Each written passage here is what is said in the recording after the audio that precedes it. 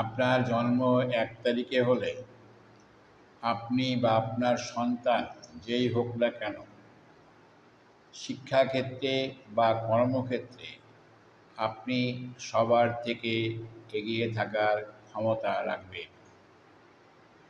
কেন, সে ব্যাপারে সবই বলবো, পয়েন্ট উল্লেখ করে করে বলবো। তার জন্য ভিডিওটিকে আপনার সম্পূর্ণ দেখার অনুরোধ রইল। নমস্কার, ম্যাজিক নাম্বার থেকে আপনাদের সঙ্গে আমি বিজয়।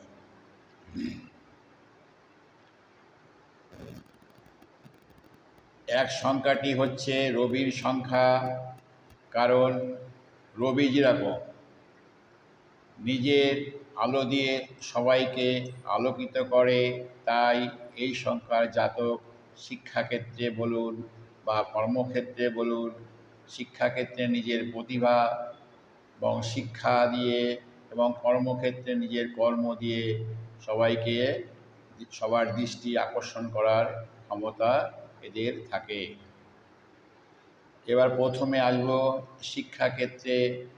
যেহেতু এই জাতকের মধ্যে ডিসিপ্লিন, আত্মবিশ্বাসী, এরা লক্ষ্যে অবিচল থাকার ক্ষমতা থাকে এদের, তাই যে ব্যাপারেই এদের দেওয়া হোক না কেন, শিক্ষাক্ষেত্রে যদি শিক্ষার প্রারম্ভে এদের সেইভাবে গাইড দিয়ে এগিয়ে নেওয়া যায়, তাহলে এরা শিক্ষায় ভালো রেজাল্ট করার ক্ষমতা রাখবে।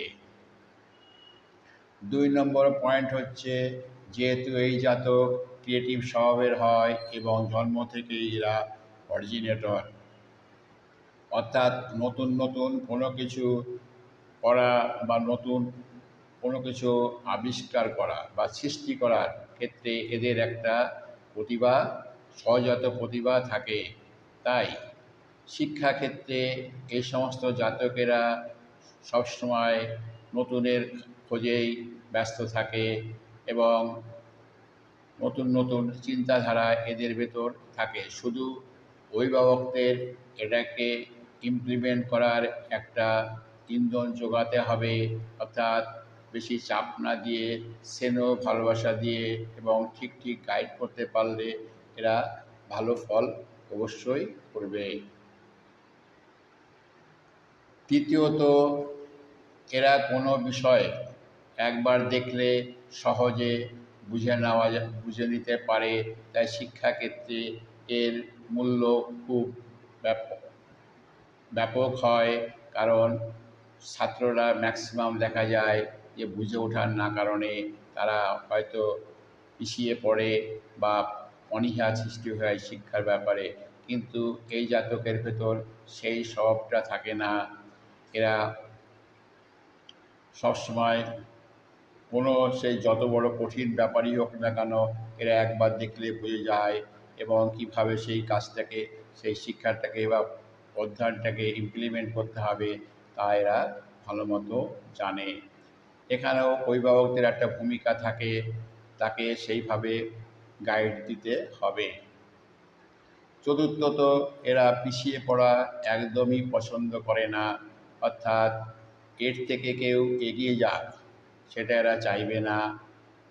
তাই কখনো যদি কোনো কারণে এর থেকে কেউ এগিয়ে যায় শিক্ষার ক্লাসরুমে, তাহলে যতক্ষণ না পর্যন্ত সে তাকে তার থেকে এগিয়ে যেতে না পারবে, তার জন্য এরা পড়াশুনোর মাত্রাও বাড়িয়ে দেয় এবং তৎসময় পর্যন্ত চেষ্টা করতে থাকে। এখানে অভিভাবকদের একটা ভূমিকা থাকে। এই সমস্ত জাতকের যদি ওর থেকে ভালো যারা স্টুডেন্ট তাদের সাথে মেলামেশা করায়, তাহলে সহজভাবেই তাদের সাথে সে চ্যালেঞ্জ নেবেই এবং তাদের থেকে ভালো রেজাল্ট করার চেষ্টা করবে। এখানে অভিভাবকদের একটা বিরাট ভূমিকা থাকে। এই গেল শিক্ষাক্ষেত্রের ব্যাপার। এবার আসবো কর্মক্ষেত্রে। কর্মক্ষেত্রে ওরা নিজের কর্মের ছাপ রাখবে, কারণ এরা কোনো কর্মে যে পোস্টেই এ জয়েন করুক না কেন, সেই অফিসের বা সেই ডিপার্টমেন্টের টপ পর্যন্ত যাওয়ার এদের ক্ষমতা এরা রাখে। কারণ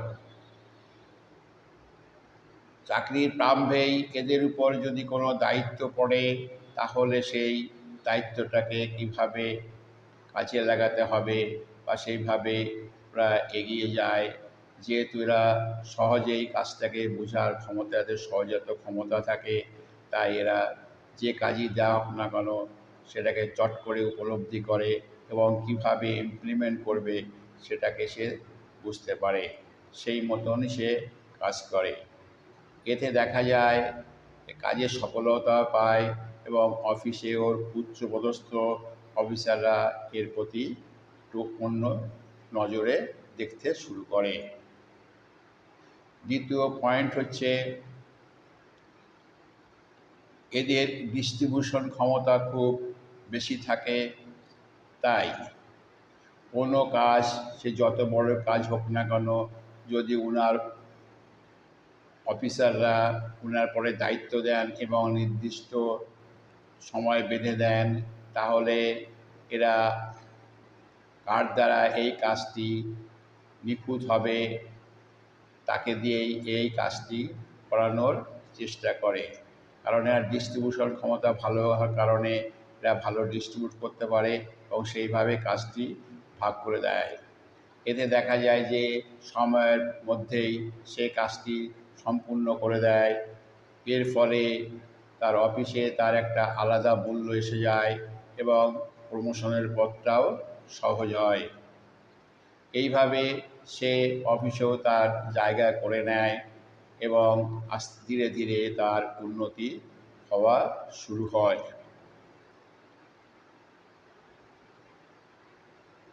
কারণ এরা কোনো কাজ থেকে পিছিয়ে পড়তে চায় না, যে কোনো চ্যালেঞ্জ নেওয়ার এদের ক্ষমতা থাকে। এবং আর একটা গুণ এদের বিশেষ থাকে, কীভাবে অন্যের কাছ থেকে কাজ আদায় করে নিতে হয় সে ব্যাপারেও এরা খুব ভালো জানে। ব্যবহার দিয়ে হোক বা অন্য ব্যাপারে হোক, সে কাজটা বের করেই আনে। এই গেল কর্মক্ষেত্র এবং শিক্ষাক্ষেত্রের ব্যাপার। এইবার কিছু ভালো দিক থাকলো, এবার কিছু এদের কোনটা এদের করা উচিত না উচিত সে ব্যাপারেও কিছু বলবো। প্রথমত, যেহেতু এরা সূর্যের জাতক, সূর্য হচ্ছে পিতৃ বা আত্মাকারক গ্রহ, তাই এই জাতকের পিতা বা পিতৃস্তরের লোকের সাথে ভালো ব্যবহার করা উচিত। তাদের সবসময় তাদের দিকে লক্ষ্য রাখা উচিত। তাদের আশীর্বাদ এদের জীবনে উন্নতির একটা পাত্র হয়ে থাকে। তাই পিতৃস্তরের লোককে সবসময় অন্য চোখে দেখা উচিত, না হলে কিন্তু ক্ষতির সম্ভাবনা থাকবে। দ্বিতীয় হচ্ছে, যেহেতু এরা রবির জাতক, নিজেকে রাজা ভাবে এবং অন্যকে, তার চারিপাশের লোককে একটু নিচু চোখে দেখে। এরা অহংকারীও হয়, নিজেদের একটা অহংকারী ভাব থাকে। এর ফলে কি হয়, অফিস বা অন্য জায়গায় সহপাঠীদের মধ্যে এদের ব্যাপারে একটা ভুল ধারণা যায়, অহংকারী ভাব হয়। এই জন্য এদের গুপ্ত শত্রুও হওয়ার সম্ভাবনা থাকে। তাই এই ব্যাপারে এই ব্যবহারগুলি যদি একটু ভালোভাবে গুছিয়ে নিতে পারে বা শুধরাতে পারে, তাহলে এদের পক্ষে ভালো হবে, না হলে শত্রু সংখ্যা বেড়ে যাবে। তৃতীয়ত, এই জাতকের উচিত সাংসারিক জীবনে পরিবারের সাথে বা দাম্পত্য ব্যাপারে বেশি করে সময় দেওয়া। কারণ এরা কাজের ভিতর ব্যস্ত থাকে, সময় দিতে পারে না। এর জন্য দেখা গেছে এদের দাম্পত্য জীবনে নানা রকম সমস্যা তৈরি হয়। তাই এ ব্যাপারে আরও একটু সচেতন হলে এদের ভালো হবে। ভিডিওটি ভালো লাগলে সাবস্ক্রাইব করবেন, লাইক এবং শেয়ার করতে ভুলবেন না। ধন্যবাদ।